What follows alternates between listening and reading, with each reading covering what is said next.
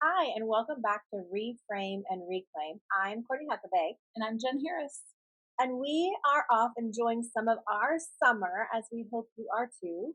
But as we're away, we wanted to review some of our history as we are getting ready for the United States of America 250th anniversary. She's looking pretty good for 250. Ah, she's pretty good. So we wanted to replay one of our episodes about life changes and honoring our past, but also embracing our future and current life.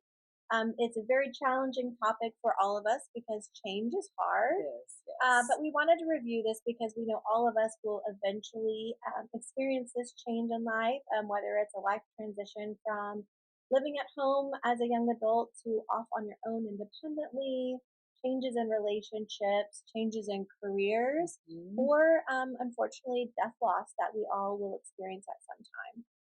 Yes, and this is a great time, I think, to talk about those transitions. The history of America has had ups and downs and has been full of transitions and changes. And so this is a way to honor that while reflecting on our own lives and how our lives change. So we hope you enjoy our episode. We'll be back soon with new information and topics, and hope you just have a great summer with your family. Happy 4th of July. Happy 4th of July. Bye. Welcome to Reframe and Reclaim. We are Courtney Huckabee, a psychotherapist, and Jen Harris, an interior designer who have teamed up to reflect, challenge, and reframe your mindset in relationship with your personal belongings. Join us as we discuss and declutter all of the stuff that keeps us stuck. Learn to intentionally create environments with improved function and design that cultivate peace of mind. Find the reframe. Start your reclaim. Welcome back to Reframe and Reclaim. I am Courtney Huckabee. And I'm Jen Harris. And today we're here to talk about life chapters. As we were writing our book, we were working with many different clients who volunteered to try out our tried and true 7-step process. And one of the really interesting things that we saw is there's a lot of transitions and life transitions. And so we want to talk today about some of the challenges with life transitions and also how to make sure that we have our space that reflects our new identities and our life path along the way. Yes, and I think that is one thing I know I have struggled with in my lifetime because that is life, right? Life is one big transition and you're always growing, always moving, always changing, even though you may not feel it, but you are. And so it's like, how do you always adapt and stay flexible with those changes? I know. And as we know in life is always evolving. Sometimes life chapters are a little bit longer than others, but I know for some of our clients, it's like that chapter of childhood, like that infancy, as you have this new baby that comes home, and them growing up. That's kind of where I'm at in my motherhood life chapter. Is I no longer have a baby; I have a big boy, and so still being able to have the sentiment of that little baby that I love, but also allowing him to have his own identity, having opinions about the clothes he wears, having his opinions about how his room looks or the toys he wants to play with. But also, we've talked about before, we can't always keep everything. So how do we cope with that? How do we adapt? And how do we make sure that our life transitions are healthy and helpful for our whole home? Yes, and I think part of that is really being open, to other people's opinions in their space, because if I had my way, the aesthetic would be totally different than how my kids like their room to be, definitely. Right? But I will say, so we're in the process of moving, and it has been interesting to see what my kids, because a lot of their decorations are still from when they were in their nursery, right? Oh. It hasn't changed a whole lot. Like, I mean, toys have grown up. Most of their artwork and stuff from the nursery was very not adult or sophisticated, but it wasn't necessarily nursery rhymes and baby specific decor. So it has grown with them pretty well. But it was interesting to see which pieces they really latched onto and wanted to keep, and which they were just like, no, it's okay, that's good to go. Like two pieces are these it's like this little boy and little girl that my husband actually had in his room when he was a baby. And so that's cool to see that go through the generations and stay. Yeah, we have So similar there's- things in my child's room. There's some tapestry and some artwork that my husband had in his childhood bedroom. His mom was very sentimental, and I'm thankful for that because now we can, keep that in our child's room. But as he's getting bigger, the tapestry isn't as, cool or big boy. But we haven't transitioned from moving out of that room or changing his decor. So how are you managing that? So yeah, I'm really giving them, because they're 6 and 8, almost 7 and 9 now. As they're going into this new space, I'm really letting them kind of lead the direction as far as colors and what it's going to look like. And my eldest son decided he's going to be my design assistant. I love that. And has started drawing up floor plans for his room in the house and what it's going to be. So that's been really fun and cute to see.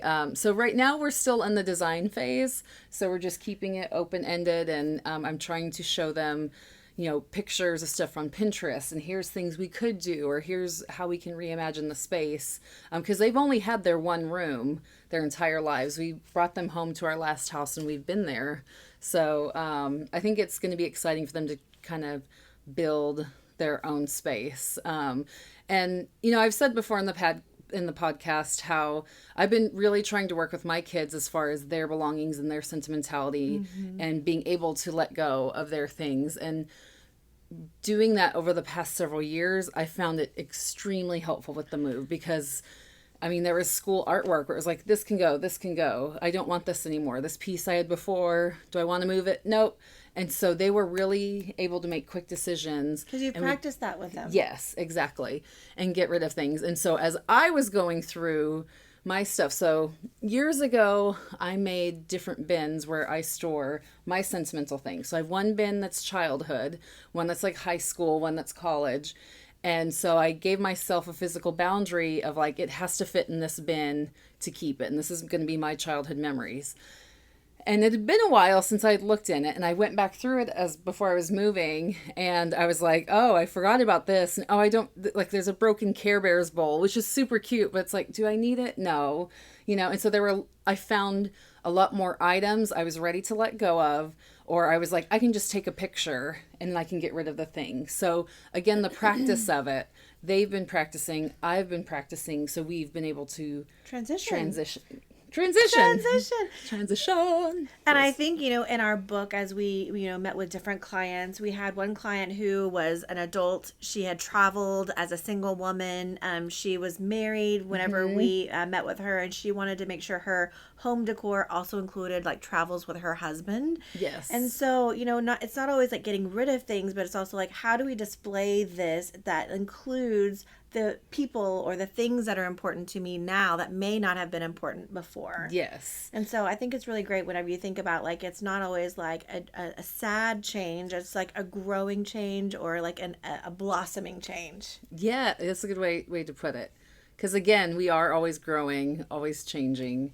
And that's just life. So whether it's a move or a life transition, I know there's another client in the book, and I've helped other clients too who, are getting divorced or were coupled up and are now breaking up. And that can be a very difficult transition as well, right? And how much self-identity you put into the other person and that life you're building together. And then that's gone, but you still have these items that either relate to that person or, relate to that time in your life, and how are those serving you now? So how do you help your clients that come to see you whenever they are in those life transitions?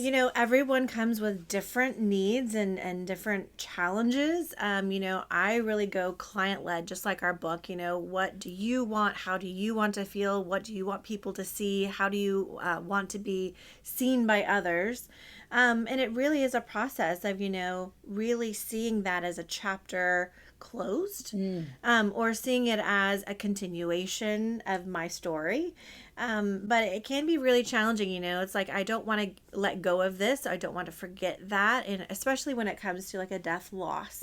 I think that is one of the most difficult things for all of us, a grieving of an end of a relationship, a grieving of an end of whether it's a divorce or a death loss, or a pet loss, or even a job loss. Loss, right? And so we hear loss and we think that's no longer there, but I'm still here. And, what does that mean for me? And how can I, if it's a loved one that has died, how do I honor them? How do I remember them? And so we really do talk about those memories and those good things, but also like how they can continue to live or what they can continue to do to honor that person, and we've both been through that with our personal lives.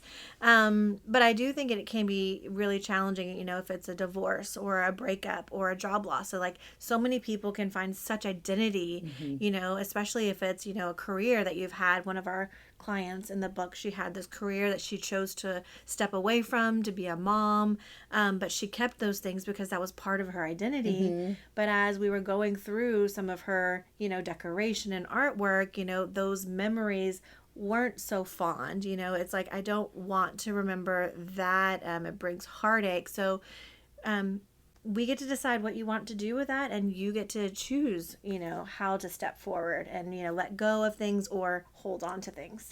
And what advice do you give for people who are wanting to let go but feel that guilt because someone's passed, and if I get rid of this, I'm losing that memory, or that guilt of, I stayed in this relationship longer than I should have, but I really loved this person and I can't let go of this item. It's so complex. What I will say, like we've talked about in the book before too, is, if there's an item that reminds you of a past chapter of life or a part of life that you're not quite ready to completely, let go of, let's put that away. And so let's, instead of it being so prominent, let's put it away in a box, or, let's kind of put that under the bed. Let's put that in the closet. Let's come back to that later. And again, we're coming back to that later. So I've had clients who've come in and, there's been death loss or relationship changes and loss or career changes. I've had clients come in and they're like, I thought I was going to be on this career path, but now that I'm in it, it's not what I want. And so I'm like, okay, this is your life. You get to decide what happens in this life. Do you want to stay on this career path and not be happy and satisfied and feel like I spent all this money for this education or this training, or, this is like who I've been. Well, how do we start to shift to finding a new hobby, or, using the skills you've learned in this to use in a different field? Kind of reimagining how we can be who we are, but in a different lens. And I like what you said about putting it away for a while. And I know we've talked about this before. And we found it's really helpful to give yourself a time frame. Sure. So whether it's 3 months or 6 months. And for me personally, just as I'm going through things, I'll put it away and come back to it. And that's giving me that mental note. So in the past, I'd put it in the garage and I would never look at it for 5 years. So then I'd be like, well, I can't get rid of it because I don't know what's in it. Right. And I have that fear of, I'm going to get rid of something that's important, even though I haven't touched this in 5 years and I have no idea what's in it. I could get rid of it and it might be fine, but that anxiety would keep the box in my garage. Whereas if I am making the effort to say, I know it is in this box and I keep coming back to it, even if I'm not ready to get rid of it at that time, usually by 6 months or the most a year, I'm like, I've seen this. I've come back to it 2 to 3, 4 times and I'm still not using it. I told myself I would and I'm not. Yep. I still haven't opened it. I haven't missed it. And then it's like I finally have that relief and that like grace to give myself to be like, you can just let this go and it's okay. You're going to be all right. Right? I know. And it does feel like I may not be all right if I completely, let this go, discard this, donate this. A few weeks ago, we were going through my garage and trying to, again, find more efficient storage, fit a car in my garage, which I can now do. Woohoo! But I did find this big tub that was just filled with cookbooks. Oh. And I used to think, I'm going to make this recipe and I'm going to do that. And oh my gosh, I can't wait until I, use this, or maybe I'll make bread one day. I had a bread making thing, which I thought maybe one day I could. Did you get it in 2020? Is that? It was before 2020. I got it before See, 2020. so you had the optimal time to make your bread, and you never made the bread, so you know you're not going to use it. The funny thing is, we now have digital ways to get those recipes. And in 2020 COVID, you know, when everything was shut down, I was cooking a lot at home, but I wasn't going to those cookbooks because they were in my garage, stored away where I couldn't reach them. So I now got all of those out, and I was like, the smoothie or the, you know, low calorie or the, you know, delicious and fancy foods. And I really was at the place of I can find these recipes digitally now. Yes. And I don't need that big tub. And now that big tub can store the kids' toys that we're not using right now. But again, it's getting reused and more efficient for what we have in our life chapter now, because I know that I can get a recipe online, you know, and it's really easy. You know, there's so many wonderful recipe websites and apps and things, and I've used those during, you know, the lockdown and everything, and continue to. You know, I have great cookie recipes that I continue to go to, and they're just saved on my phone. Exactly, yeah. Something else I found, speaking of recipes, I have, again, sentimental, and for me, it's like collections and things too. And I would always feel like, well, if I took out this one recipe, then the book is ruined and I couldn't donate it to somebody because then it's not complete, right? And so I really had to reframe my mind where it's like, now I would just take a picture of it, right? And then I could pass it on. But I had to give myself permission to be like, it's okay to rip out a recipe and keep what you want. Yes. And then pass on the rest of it. Because the person you're giving it to may not have even wanted that recipe, or it might just be going to recycling. And so to me, I always had to, if I had something I wanted to donate, but it wasn't the full set, I needed to wait until I had the full set so I could donate it. But then it just sat in my donation pile for months, right? So I really had to give myself the permission, just let it go. It's okay. Yeah. It's okay. And I think, you know, there's this idea of I might use this, or I did use this and this is important to me. You know, another thing that we came across in my garage is like all of my elementary school yearbooks, which I will never get rid of. I'm sorry. My husband had the best time going through and be like, oh my gosh, look what you looked like when you were 6. Look what you looked like when you were 8. And I'm like, oh my gosh, look what I look like. But I wanted to keep those for my little boy. And you know how they always do the comparison of me when I was 2, my kid when they're 2. But those are things that I won't get rid of, but I need to find a better place. And they're actually inside my home now on a bookshelf, and I can get them out anytime I want instead of stored in the hot garage. They were closed up in a bin, you know, but you know, still, you know, there's spiders and dirt and all kinds of stuff out there. And there can be high humidity, you know, in Texas, and like my hair right now. Welcome to summer. Like my hair, right? Summer humidity. But yeah, I'm really happy you were able to take those things that you know you're going to enjoy and you know you're going to view later in life and keep those in air conditions that way that is well preserved. And you know, and we've talked about with other clients, you know, and ourselves, you know, if something's really important and valuable to you, put it somewhere where you will see it. Put it in a place so you'll use it. Make sure it's not just being packed away.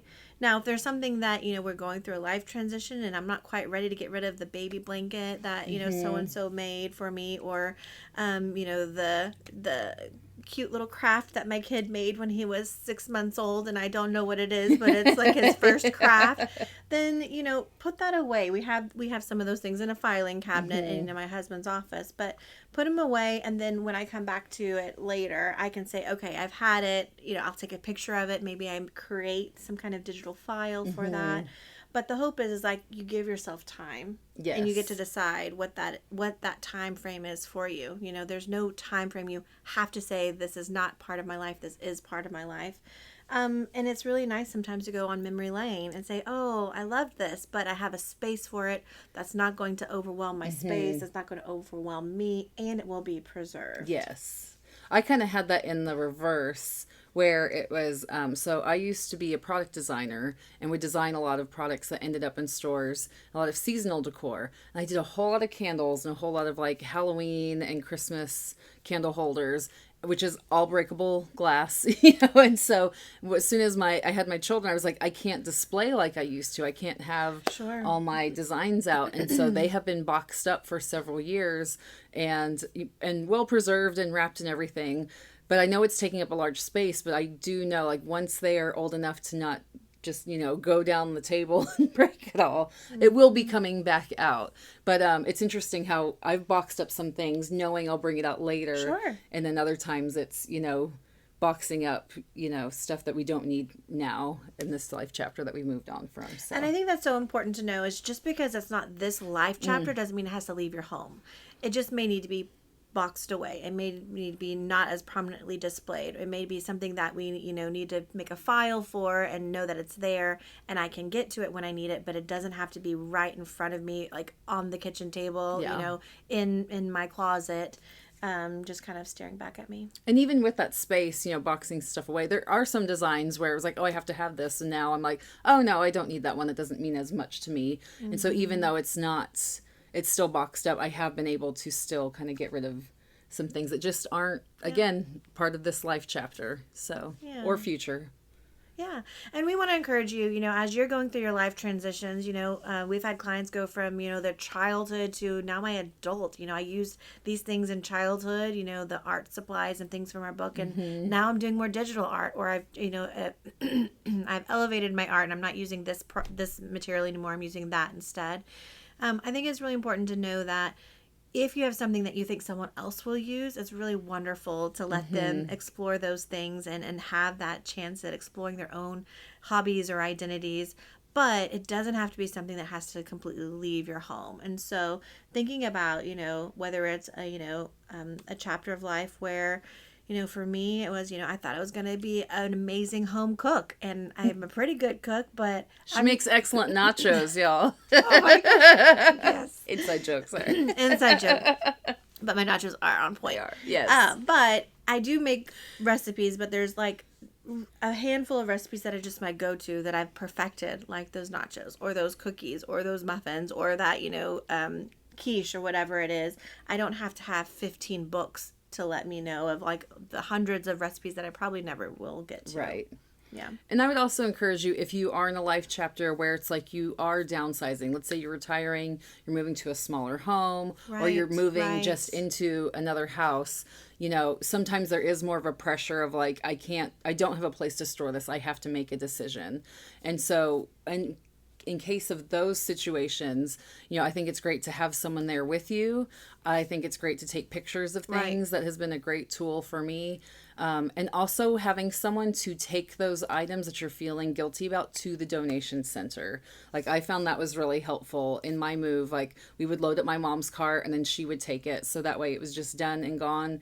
I had no say in it. It was done. And then I just had the good feeling of the open space. So, which was and really someone nice. else will use that Yes. and appreciate it, And so there's lots of mixed emotions that come with transition, whether it's, your baby not being a baby anymore, or, going from one career to a next, or, a transition in homes. And so just be gentle with yourself and really trust yourself. But if you do need accountability, find a friend, find a family member, don't do it by yourself. And if you need help, we have a really great resource guide with our 7-step guide to reclaim your physical space by reframing your personal relationship with your belongings. Yes. Yeah. It's available now in stores. You can get a downloaded version, an ebook, or audiobook if you enjoy the sound of our voices. We read it for you. So we hope to hear from you soon. If you have any transitions in life that you want to mention, leave a comment for us. Yes. We'll talk to you soon. Bye. Thanks for listening to us with Reframe and Reclaim at our podcast. If you are interested in more information about our book, you can find our book at any online retailer. You can also find us at reframe-reclaim.com.